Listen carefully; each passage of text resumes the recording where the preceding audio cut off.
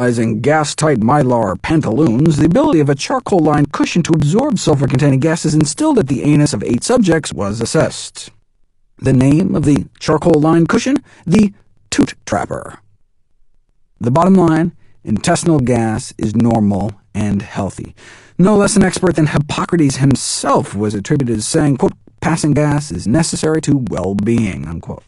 In a review of degassing drugs and devices, Dr. John FARTy, the chair of gastroenterology, wrote, quote, "Perhaps increased tolerance of flatus would be a better solution, for we tamper with harmless natural phenomena at our peril," unquote.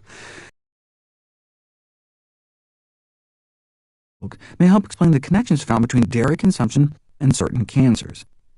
Leading Harvard University nutrition experts have expressed concern that the hormones in dairy products and other growth factors could stimulate the growth of hormone-sensitive tumors. Experimental evidence suggests that dairy could also promote the conversion of precancerous lesions or mutated cells into invasive cancers. Concerns about milk and other dairy products first arose from population-scale data, such as the 25-fold increase in prostate cancer in Japanese men since World War II, which coincided with a 7-fold increase in egg consumption, a 9-fold increase in meat consumption, and a 20-fold increase in dairy consumption.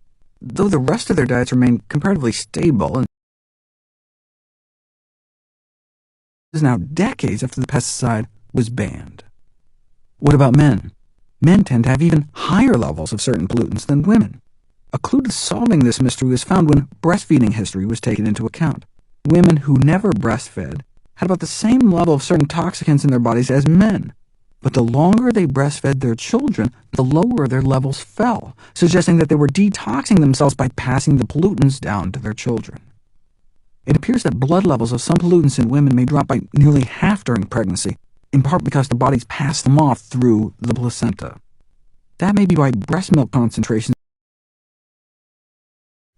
How not to die from iatrogenic causes, or how not to die from doctors. As the saying goes, an ounce of prevention is worth a pound of cure. That's quaint, but a pound isn't all that heavy. Why change your diet and lifestyle when you can just let modern medicine do its job of fixing you back up? Unfortunately, modern medicine isn't nearly as effective as most people think. Doctors excel at treating acute conditions, such as mending broken bones, curing infections, but for chronic diseases, which are the leading cause of death and disability, conventional medicine doesn't have much to offer, and in fact can sometimes do more harm than good.